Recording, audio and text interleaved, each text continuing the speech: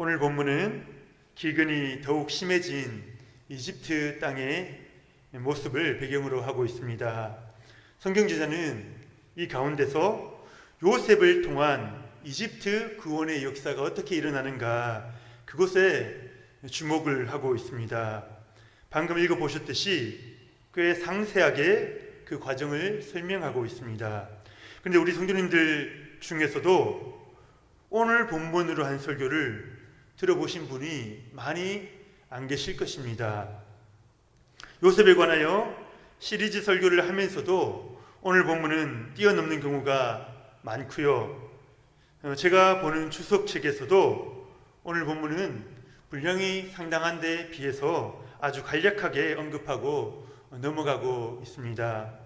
왜 오늘 본문이 설교 내용으로 인기가 없을까 생각을 해보았는데요. 우리가 후속사라는 말을 사용하지 않습니까? 하나님의 구원 역사가 이스라엘 민족을 통해서 준비되고 또 성취되는데요. 그와 직접적으로 관련되는 이야기들을 우리는 구속사다, 그렇게 이야기를 합니다. 그런데 오늘 본문은 이 구속사에서 약간 빗나가는 위치에 서 있는 것 같습니다. 요셉이 이집트 사람들을 구해주지 않습니까? 하지만 이집트 사람들은 출애굽하는 이스라엘 백성의 적이지 하나님의 구원 역사에 직접적으로 관여하지는 않거든요. 이집트는 세상 역사에는 큰 이름을 내고 있지만, 그래서 그 이집트의 이야기들은 세속 역사다, 일반 역사 가운데 중요한 자리를 차지하고 있습니다. 그러니 요셉을 통한 이스라엘 백성의 준비라는 이 구속 역사의 관점에서 볼 때에 오늘 이야기가 그 줄기에서 약간 떨어져 있는 것처럼 보이는 것입니다. 그래서 오늘 첫 번째로 세속사와 구속사의 관계에 대해서 한번 생각해 보려고 합니다. 방금 말씀드렸던 것처럼 세속사는 우리가 학교에서 배우는 일반 역사라고 생각하시면 쉽습니다. 고대 이집트, 바벨론, 페르시아에서 시작해서 그리스, 로마로 이어지는 강대국들의 그 역사가 이 세상 힘의 역사, 그것이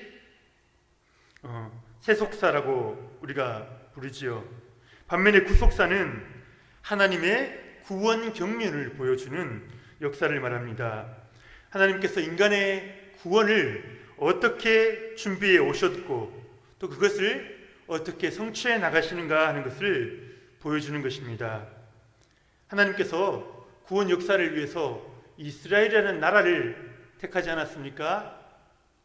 그래서 주로 이스라엘의 역사가 그 구속사의 줄기를 차지하고 있는 것이죠.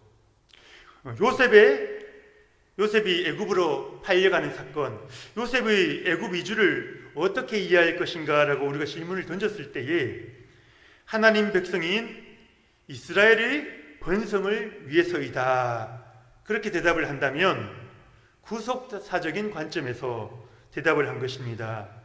반면에 오늘 본문 말씀처럼 당시 이집트와 온 세상을 살리기 위해서이다, 그렇게 대답할 수도 있거든요. 그것도 맞지 않습니까? 이럴 경우는 세속사적 관점에서 답변했다, 그렇게 볼 수가 있는 거죠. 오늘 본문의 내용에는 하나님의 백성 이스라엘, 즉 야곱의 가족이 등장하지 않습니다. 당시 최강대국 이집트의 백성들이 등장하고 있죠. 이런 의미에서 앞에서 말씀드렸던 것처럼 그 주인공이 이스라엘이 아니고 이집트 백성인 걸 보면 구속사의 흐름에서 뭔가 비켜있다, 그런 느낌이 드는 것입니다. 그런데 우리들이 이 세속사와 구속사를 이분법적으로 나누는 경향이 있습니다. 세상 역사의 주인은 사탄이다, 그렇게 말하고요. 구속사의 주인은 하나님이시다. 그렇게 딱 두 개로 나누어 버리는 것이죠. 이게 맞을까요? 그리스 철학에서 선과 악을 이분법적으로 나누는 경향이 큰데요, 우리들이 그 영향을 받고 있는 것입니다. 성경과 히브리 문화는 그렇게 말하지 않습니다. 이론론을 지지합니다. 구속사나 세속사의 주인이 누구이십니까? 한 분, 하나님이십니다. 세상 정치의 주권자도 교회의 주권자도 하나님 한 분이시라는 거죠. 구속사와 세속사가 별개로 이루어지는 것이 아니라 연결되어 있다는 것입니다. 이것이 중요한 이유가 무엇입니까? 이것을 우리가 바로 이해할 때에 우리가 교회에서의 우리의 역할뿐만 아니라 세상에서의 우리의 역할도 제대로 이해하고 감당할 수 있게 되는 것입니다. 오늘 요셉의 모습 속에서 우리가 그 모습을 볼 수 있어야 하는 거죠. 요셉은 아버지 야곱의 가족을 이집트로 초청해서 번성케 하리라 하는 그 하나님의 약속을 준비하는 역할을 하지 않습니까? 구속사적 관점에서의 사역입니다. 하지만 성경은 그것으로 요셉의 역할을 한정하고 있지 않다는 사실입니다. 그래서 오늘 본문이 성경에 기록되어 있는 것이죠. 요셉이 이집트 총리가 된 것은 이스라엘의 번성을 위한 것뿐 아니라 이집트 백성과 그 이집트라는 그 나라를 살려내기 위해서였다. 그것을 우리가 알아야 하는 것입니다. 창세기 앞장 46장에서 47장 앞부분을 보면요, 야곱 가족이 이제 애굽으로 이주해 오는 그 이야기를 담고 있는데요, 그것에 바로 이어서 오늘 본문에서 이집트 백성의 구원에 대한 이야기를 해주고 있는 것입니다. 이것은 요셉의 균형 잡힌 사역을 보여주는 거죠. 쉽게 말하면 이렇게 표현해 볼 수 있을 것 같습니다. 요셉은 교회에서도 직분을 받아서 잘 섬겼고, 직장에서도 한 직위를 가지고 선하고 지혜롭게 일을 감당했다 하는 것입니다. 우리가 보통 교회에서 직분자를 세울 때에 교회에서의 모습만으로 판단하기가 쉽습니다. 또 관찰할 수 있는 한계도 있고요. 교회 출석 사항, 봉사 경력, 헌금 생활 등을 보고 그 사람의 신앙을 짐작해 보는 거죠. 하지만 성경에 나오는 집사의 자격은, 리더의 자격은 오히려 외부 생활이 어떠한가, 세상에서의 그들의 삶이 어떠한가에 따라서 그 중점을 두고 설명하고 있습니다. 디모데전서 3장 8절 말씀을 보시면 이와 같이 집사들도 정중하고 일구이연을 하지 아니하고 술에 임박히지 아니하고 더러운 일을 탐하지 아니하고, 그죠? 세상에서 그리고 일상 삶 가운데서의 그 행실에 대해서 설명하고 있지 않습니까? 11절을 보면 여자들에 대해서도 나오는데요, 11절을 보면 여자들도 이와 같이 정숙하고 모함하지 아니하며 절제하며 모든 일에 충성된 자라야 할지니라. 그리스도의 구속사가 너무나 중요하지만 그리스도인의 세속사, 그렇게 표현해 볼 수 있을 것 같습니다. 그리스도인의 세상에서의 그 삶, 동일하게 중요하다는 것을 말해주고 있는 것입니다. 오히려 그 구속사의 영향력이 이 세상 속에서, 세속사에서 드러나게 되는 것이죠. 그렇다면 요셉이 어떻게 해서 이 세상에서 인정받는 삶을 살았느냐? 요셉이 이 부분에 있어서 참 강점이 있거든요. 세상에서 인정받는 요셉, 그 이유를 살펴보는 게 필요할 것 같은데요, 가장 먼저 그는 하나님의 영에 감동된 사람이었다. 그렇게 성경이 기록합니다. 바로가 요셉을 보고 내린 평가입니다. 바로가 요셉을 보고 자기 신하들에게 이야기를 하면서 그는 하나님의 영에 감동된 사람이다. 그렇게 이야기를 하는 거죠. 세상 사람들이 볼 때도 확실히 뭔가가 달라요.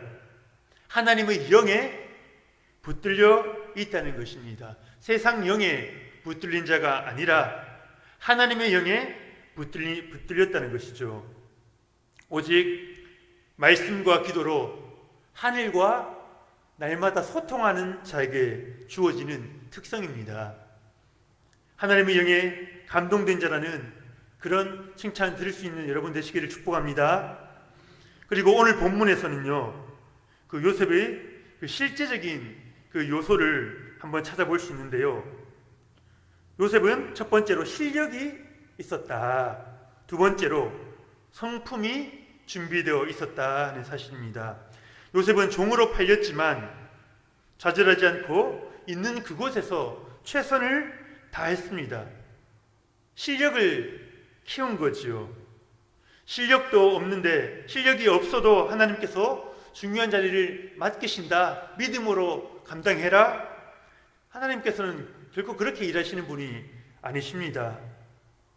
우리 성도님들, 교회에서 또 직장에서 귀한 역할로 쓰임받기를 원하십니까? 그러시면 실력을 키우셔야 합니다. 배우고 또 배우시고요, 또 노력하고 또 노력하시기를 바랍니다. 그래도 우리 힘으로 안 되잖아요. 무릎을 꿇고 주님 앞에 매달리면서 나가는 거죠. 하나님께서 주시는 그 지혜와 능력을 받으시는 저와 여러분 되시기를 축복합니다. 또 한 가지 요셉의 성품에 대해서 오늘 본문이 말해주고 있는데요. 이집트 백성들을 향한 그 긍휼의 마음이 오늘 본문 전반에 걸쳐 나타나고 있습니다. 오늘 이 나라가 참다운 지도자를 잃어버린 이유가 무엇입니까? 저들이 실력이 없기 때문이 아닙니다. 저들이 똑똑하지 않기 때문이 아닌 거죠. 백성을 향한 긍휼의 마음이 없기 때문입니다. 국민들을 섬기라고 높은 직책을 주셨는데 오히려 국민들을 괴롭히고 있지 않습니까? 자신을 팔아버린 형들을 품을 수 있는 그 넓은 마음, 그 성품을 우리가 배워나가야 하는 것이죠. 그리고 우리들에게 맡겨주신 그 영혼들에 대한 긍휼의 마음, 그 긍휼의 마음이 없으면요, 영혼을 보살필 수가 없습니다. 교회에서 맡는 모든 직분들은 그 영혼을 향한 마음에서 일어나는 거거든요. 그래서 영혼들에 대한 긍휼의 마음을 주시옵소서. 간구하실 수 있는 우리 성도님들 되시기를 축복합니다. 이제 교회 안에서만 머무르지 마시고요, 세상 속으로 들어가시기를 바랍니다. 세상을 변화시키시고 세상을 살려내는 도구로 하나님 이 세상 가운데 우리를 통해서 복 주시기를 원하시는데요, 우리가 그 도구로 쓰임 받아야 하는 것입니다. 우리가 요셉처럼 준비되어 그렇게 쓰임 받을 수 있기를 예수님의 이름으로 축복합니다. 우리 두 번째로 오늘 본문을 좀 더 깊이 살펴보기를 원하는데요, 요셉의 행동이 착취인가 아니면 사랑인가 하는 질문입니다. 지난달에 청년들과 함께 성경 통독 시간을 가졌습니다. 창세기를 처음부터 끝까지 이틀에 걸쳐서 다 읽었는데요, 그때 오늘 본문을 읽으면서 많은 청년들이 고개를 갸우뚱했습니다. 요셉이 하는 행동을 보면 언뜻 이해가 가지 않습니다. 백성들을 사랑하는 것은 둘째치고 오히려 백성들을 착취해서 그들의 소유를 빼앗고 있는 모습을 우리가 보게 되는 것이죠. 가장 먼저 돈을 받고 양식을 나눠주는데 백성들의 돈이 이제 다 떨어진 것입니다. 그래서 요셉이 저들에게 무료로 나누어 주었다, 그렇게 기록되면 얼마나 따뜻하고 훈훈합니까? 그렇게 하면 뭔가 하나님의 사랑이 전해지지 않겠습니까? 그런데 요셉이 어떻게 하지요? 너희 가지고 있는 가축을 내놓으라는 것입니다. 가축을 내놓아야지 양식을 주겠다는 거죠. 요셉이 왜 이러는가? 요셉이 총리가 돼서 잘 먹고 잘 살더니 그새 마음이 변한 것인가? 그런 생각을 해보기도 합니다. 거기서 끝이 아니죠. 양식이 이번에 또 떨어지자 이번에는 백성들이 스스로 와서 뭐라고 이야기합니까? 우리의 땅을 내놓고 소장농이 되겠다, 바로의 종이 되겠다, 그렇게 이야기를 하는 거죠. 먹을 것만 주면, 살림만 달라, 그렇게 이야기를 하는 것입니다. 요셉이 아닙니다 여러분, 땅과 여러분의 몸은 너무나 소중한 것입니다. 먹을 것을 드릴 테니 땅은 안 주셔도 됩니다. 그렇게 말하면은 뭔가 좋을 텐데 요셉이 어떻게 합니까? 그 주는 땅을 하나하나 다 받아서 바로에게 다 바치거든요. 백성들도 바로의 것이 되었다, 그렇게 말하고 있습니다. 자유인이 아니라 종이 된 것이죠. 소장농이 된 것입니다. 결국 이집트의 모든 토지와 사람들이 바로에게 속하게 되었다, 그렇게 이야기를 하는 것입니다. 오늘 우리가 사는 이 민주주의 관점에서 볼 때에 요셉의 행동이 잘 이해가 안 가는 거죠. 요셉이 변한 것인가? 그런데 우리가 여기서 너무 속단하면 안 됩니다. 오늘 우리 본문 23절, 24절 말씀 우리 같이 한번 읽어보겠습니다. 23절, 24절 시작.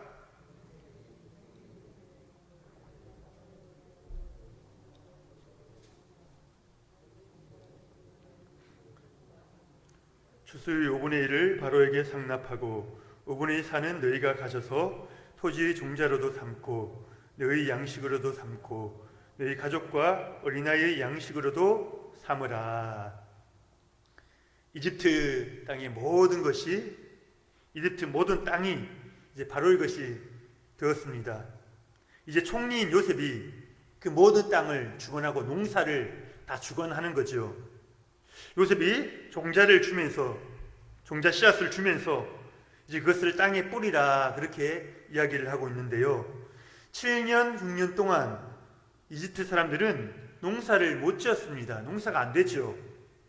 그런데 이제 씨를 주면서 뿌리라는 것은 이제 흉년이 정해진 기간이 다 끝나가고 있다는 것을 의미하는 거죠. 이 흉년의 기간을 이용해서 요셉이 지금 토지를 전반적으로 개혁을 하고 있는 것입니다. 여기서 추수일 몇 분의 몇을 바로에게 상납해야 합니까? 5분의 1이라고 기억하고 있습니다. 20%입니다. 우리 성도님들이 어떻습니까? 여러분들 생각에 상납금이 많습니까? 적습니까? 당시 고대 사회에서 소장농은 30%에서 50% 정도의 소장료를 내야 했습니다. 심한 경우 50% 이상 60%까지 그렇게 내는 경우도 있었다고 합니다. 그런데 여기서 요셉이 20%만 내게 하거든요. 나머지 80%는 자유롭게 본인이 수고한 만큼 누릴 수 있도록 그렇게 자유를 준 것입니다. 바로가 백성들에게 선의를 베풀도록 요셉이 중간에서 역할을 하였다는 것이죠. 또한 나쁜 지주들의 횡포도 자동적으로 사라지게 되었을 것입니다. 왜요? 다 땅을 빼앗겼으니까 더 많이 가진 자와 적게 가진 자가 나누지지 않잖아요. 그리고 모든 백성들 균등하게 자기 땅을 받아서 자기 힘으로 수고한 만큼 얻을 수 있도록 그렇게 토지 개혁을 단행한 거죠. 요셉이 백성들을 착취한 것이 아니고요, 그들이 마음껏 일하고 수확할 수 있도록 자유롭게 살 수 있도록 그 길을 열어주었던 것입니다. 백성들을 향한 요셉의 마음이죠. 오늘날 이 땅 가운데 요셉과 같이 위로는 하나님께 충성하고 또 상사에게 충성하고 동시에 아래로 백성들을 사랑하는 지도자들이 많이 일어나기를 기도합니다. 저와 여러분들이 그러한 있는 자리에서 그러한 지도자로 세워져 갈 수 있기를 축복합니다. 요셉을 총리로 둔 이집트 백성들은 얼마나 복된 자들입니까? 이제 이집트 백성들이 그들이 뭐라고 고백하는가 그 이야기를 한번 보도록 하겠습니다. 우리 25절 말씀 25절 함께 보겠습니다. 시작. 그들이 이르되 주께서 우리를 살리셨사오니 우리가 주께 은혜를 입고 바로의 종이 되겠나이다. 이집트 백성들이 다 알고 있는 거예요. 우리는 뭐 요셉이 착취를 했다 어떻다 그렇게 주석하는 사람들도 많이 있거든요. 그런데 그렇지 않습니다. 이집트 백성들이 다 알았습니다. 총리 요셉의 지혜와 사랑 때문에 그 덕분에 자신들이 살아났다는 사실을 다 알고 있는 것입니다. 말 그대로 은혜를 입은 거죠. 바로 왕과 총리 요셉의 사랑과 관심 덕에 그들이 살 수 있었던 것입니다. 그래서 그들이 자발적으로 말하는 것입니다. 누가 뭘 하는 게 아니고요. 자발적으로 저희는 왕의 종이 되겠습니다. 바로의 종이 되겠나이다. 그렇게 고백하는 것입니다. 지금 백성들의 마음이 읽혀지십니까? 그들은 왕의 사랑과 선행에 감동하고 있죠. 왕의 보살핌에 감격해서 왕의 충성스러운 종으로 살리라 다짐하고 있는 것입니다. 오늘 말씀에서 한 가지 중요한 것은요, 요셉이 바로 편, 백성 편 그렇게 나누지 않았다는 것입니다. 바로와 백성들이 서로 적이 되도록 만들지 않았어요. 요셉은 바로에게 전적으로 순종했고요, 동시에 백성들을 온전히 사랑했습니다. 바로와 백성들이 신뢰와 사랑으로 연합되도록 중간에서 그 다리 역할을 하였던 것입니다. 그런데 세상의 방법은 어떻습니까? 나누는 것입니다. 쪼개는 것입니다. 적을 만들고요, 그 증오심을 이용합니다. 그것이 사랑하는 것보다, 참고 인내하는 것보다 훨씬 쉽고 편하기 때문이죠. 이런 방법을 사용하면 손쉽게 자신의 목적을 이룰 수 있습니다. 하지만 어떻게 됩니까? 그러는 가운데에 그 모든 관계들이 다 깨어지는 거죠. 신뢰가 깨어지고 사랑이 깨어지고 존경하는 마음이 깨어지는 것입니다. 그것이 오늘날 우리가 사는 세상의 모습이 아니겠습니까? 우리는 요셉처럼 화목해 하는 직책을 맡은 자들이다. 우리가 그렇게 항상 기억을 해야 합니다. 백성들을 사랑하지만요, 백성들 편이 되어 혁명을 일으키고 그렇게 하지 않습니다. 동시에 왕에게 충성합니다. 하나님이 세우신 그 권위를 무시하지 않습니다. 젊은이들과 함께 하지만 동시에 어르신을 공경하고 그들을 섬기는 것입니다. 가난한 자들과 함께하는 것 같지만 부한 자들의 친구도 되어줍니다. 그들이 가진 것들을 인정해 주는 거지요. 젊은이와 어르신이 사랑으로 교제할 수 있는 그 다리가 되어 주는 것입니다. 가난한 자들과 부한 자들이 사랑을 주고받을 수 있도록, 그 사랑의 소통이 일어나도록, 사랑의 교제, 그 코이노니아가 일어나도록 그 통로의 역할을 우리가 해야 되는 것입니다. 요셉의 행동인 착취가 아니라 백성들을 향한 사랑이었고요, 바로를 향한 충성이었습니다. 요셉처럼 그 사랑의 징검다리로 쓰임받으시는 저와 여러분 될 수 있기를 축복합니다. 마지막 세 번째 주제는 바로의 왕국 그리고 하나님의 왕국입니다. 바로의 왕국 그리고 하나님의 왕국. 오늘 요셉이 세운 바로의 왕국에는 몇 가지 특징이 있습니다. 오늘 본문 말씀을 토대로 제가 뽑아보았는데요. 첫 번째, 내가 가진 것을 다 내어 놓아야 얻을 수 있는 나라라는 거죠. 내 돈, 내 가축, 소유, 내 토지 다 가지고서는 이 공평한 이 바로의 왕국이 세워질 수가 없는 것입니다. 두 번째, 모든 백성이 공평함을 누리는 자유의 나라입니다. 설명드렸던 것처럼 지주들에 의한 횡포에서 벗어나 내가 수고한 대로 누릴 수 있는 나라, 그것이 요셉이 만든 바로의 왕국 아닙니까? 세 번째로, 자유인으로 남는 것보다 바로의 종이 되는 것이 더 좋은 그런 나라입니다.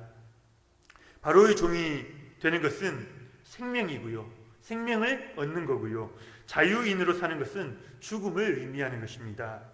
네 번째로, 자발적으로 종이 되는 왕국입니다. 왕의 선하심을 맛보고 왕의 사랑을 경험했기에 자발적으로 왕을 섬기는 나라, 그것이 오늘 요셉이 보여주고 있는 그 나라이죠. 다섯 번째, 왕은 백성들을 사랑하고 백성들은 왕을 존경하는 그런 나라입니다. 서로 간에 단절되어 있지 않고요, 사랑의 교제가 일어나는 것이죠. 여섯 번째, 은혜로 맺어지는 나라입니다. 우리가 방금 읽었던 것처럼 25절 말씀에 그들이 이르되 주께서 우리를 살리셨사오니 우리가 주께 은혜를 입고 바로의 종이 되겠나이다. 은혜로 말미암아 이루어지는 나라입니다. 그리고 마지막 일곱 번째, 이 나라를 이루기 위해서 중보자 요셉, 중간 역할을 하는 이 요셉이 필요하였다 하는 것입니다. 이 나라가 비록 그 옛날 이집트 땅에 세워진 나라이지만 하나님 나라의 작은 모형으로 하나님께서 만드신 것 같아요. 방금 살펴보았던 바로 왕국의 그 특징들은요, 하나님 세우시고자 하는 그 나라와 그 특징들과 그대로 상응합니다. 첫 번째요, 하나님 나라도 내가 가진 것을 다 내어 놓아야 얻을 수 있는 나라입니다. 우리들 각자가 자신의 욕심과 이기심과 소유를 다 내어 놓을 때에 그곳에 하나님의 나라가 임하는 거죠. 그래서 우리 기독교인들은 얻기보다 버리기 위해서 싸워야 함을 가르쳐 주는 것이죠. 두 번째, 하나님 나라도 모든 백성이 공평함을 누리는 자유의 나라입니다. 예. 요셉이 보여준 이 토지개혁은요, 하나님 백성 이스라엘에게 주어진 희년 제도와 유사합니다. 희년 제도 우리가 잘 알고 있지 않습니까? 모든 땅을 지파별로, 가족별로 분배하였습니다. 그런데 살다 보면 어려움이 있어서 땅을 팔 수가 있는 거죠. 저당 잡히기도 합니다. 우리가 이 땅에서는 그렇게 해서 한번 팔아버리면요, 회복할 희망이 거의 없지 않습니까? 하지만 이 희년 제도상에 50년째가 되면 어떻게 됩니까? 그 땅은 누구의 땅이 되었든 상관없이 다시 원래의 소유자에게로 돌아가는 것입니다. 다시 공평하게 시작할 수 있도록 하나님께서 만들어주신 것이죠. 하나님의 나라가 얼마나 공정한 곳인가, 좋은 것인가. 지금 우리가 사는 세상과는 많이 다르겠지요. 예, 그것을 보여주고 있는 것입니다. 그리고 세 번째, 자유인으로 남는 것보다 하나님의 종이 되는 게 행복합니다. 우리 성도님들 진심으로 그렇다고 고백하십니까? 이 고백 가운데 사실 수 있기를 축복합니다. 네 번째로, 하나님 나라는 자발적으로 종이 됩니다. 왜요? 하나님의 선하심을 맛보았기 때문입니다. 얼마나 선하신 왕인지, 우리에게 좋은 분이신지 맛보았기 때문에 우리는 자발적으로 그분의 종이 되기를 원하는 것입니다. 자발적으로 종이 되는 그 감격과 은혜를 누리고 계시는지요? 이것이 하나님의 나라입니다. 다섯 번째로, 하나님은 우리를 사랑하시고 또 우리 백성들은 하나님을 공경하는 나라, 사랑의 교제가 충만한 나라, 사랑을 위해서 인간이 지어지지 않았습니까? 그 사랑을 마음껏 누리는 그 나라입니다. 여섯 번째, 은혜로 맺어지는 나라입니다. 은혜로 맺어진다는 것은 뭡니까? 아무 자격이 없는 자에게 선물로 주어졌다는 것이죠. 마지막 일곱째로, 바로 왕국이 요셉을 통해서 이루어졌다면 하나님 나라는 예수 그리스도를 통해서 이루어지는 것입니다. 예수 그리스도가 오셔서 무엇을 하셨습니까? 하나님께서 우리를 얼마나 사랑하시는지 아들을 내어놓는 그 사랑을 친히 보여주심으로 우리와 하나님의 관계를 연결해 주신 거죠. 하나님이 우리를 지금도 사랑하고 있다, 그 사실을 보여주신 것입니다. 오늘 요셉이 바로와 이집트 백성 사이에서 한 역할과 똑같은 거죠. 그래서 우리는 요셉을 예수 그리스도의 모형이다, 그렇게 말하는 것입니다. 흉년의 때에 이집트 사람들은 요셉에게 가지 않으면 그 누구도 살 수가 없었습니다. 먹을 게 없기 때문이죠. 동일합니다. 사탄이 공중못에 잡은 이 시대에 예수님께 나오지 않으면 그 누구도 영적으로 살 수가 없는 것이죠. 하나님께서는 이 세상 한가운데 있는 이집트 땅에서 당시 최 문명국 아니겠습니까? 그곳에 작은 하나님의 나라를 보여주셨습니다. 돈, 가축, 토지, 언뜻 보기에 우리들의 것들을 빼앗는 것처럼, 백성의 것을 빼앗는 것처럼 보이는데요, 결국은 백성들을 살려내고 풍성한 삶을 주었던 것입니다. 하나님 나라에 대한 그 비전을 이 세상 가운데 드러내 보여주셨던 것이죠. 하지만 이 땅 위의 나라는 영원하지 않습니다. 요셉이 세운 바로 왕국도 영원하지 않죠. 이집트가 옛날에 그 영화를 지금 다 이제 잃어버리지 않았습니까? 하나님께서는 아브라함의 자손들을 통하여 이 땅 위에 이 나라를 세우고 싶으셨습니다. 그래서 수적으로 번성케 하려고 야곱 가족을 고센 땅으로 이곳으로 데리고 온 거죠. 그리고 어떻게 하십니까? 왕과 제사장과 선지자를 세우시고요, 그들을 기름 부어 세우셔서 성령을 부으신다는 말입니다. 그래서 이 나라를 다스리게 하셨습니다. 하지만 결국 이 나라에서도, 이 이스라엘 땅에서도 백성들은 하나님의 사랑에 굴복하지 않습니다. 하나님이 선하신 왕인지 자기 자신들은 믿을 수 없다는 거죠. 말라기서 1장 2절 말씀 우리 같이 한번 볼까요? 말라기서 1장 2절 시작. 여호와께서 이르시되 내가 너희를 사랑하였노라 하나 너희는 이르기를 주께서 어떻게 우리를 사랑하셨나이까 하는도다. 여기까지 보겠습니다. 하나님께서 이스라엘 백성들을 사랑하였다 이야기하지만 이스라엘 백성들은 어떻게 우리를 사랑하였습니까? 못 믿겠다는 거죠, 그 사랑을. 그래서 결국 인간 중보자 요셉도 안 되고요, 왕과 제사장과 선지자들도 안 되고요, 다른 중보자가 필요했던 것입니다.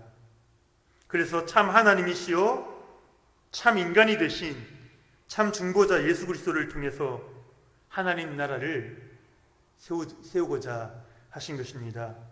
우리 능평교회가 하나님의 나라임을 믿으십니까? 중보자 예수 그리스도를 통해서 왕이신 하나님과 백성인 우리가 사랑으로 연합되어 있는 나라입니다. 하나님께서는 억만 죄악 가운데서 우리를 구원해 주셨고요, 우리는 그것에 감격하면서 스스로 하나님의 종이 되겠다고 우리가 고백하지 않았습니까? 돈, 가축, 토지 다 내어놓으라고 할 때는 잘 이해가 가지 않았는데요, 억울하기도 하고요. 그런데 주님 나라 백성이 되고 나니 우리에게 가장 좋은 것으로 예비하시며 가장 좋은 길을 우리에게 준비해 주시는 그 하나님 아버지이심을 우리가 알게 된 것이죠. 이 선하신 왕을 주인으로 모신 우리들은 참으로 복된 자들인 줄 믿습니다. 오늘 우리가 하나님의 백성된 것을 감사하며 왕 대신 하나님을 영원히 송축하는 우리의 삶이 될 수 있기를 예수님 이름으로 축복합니다.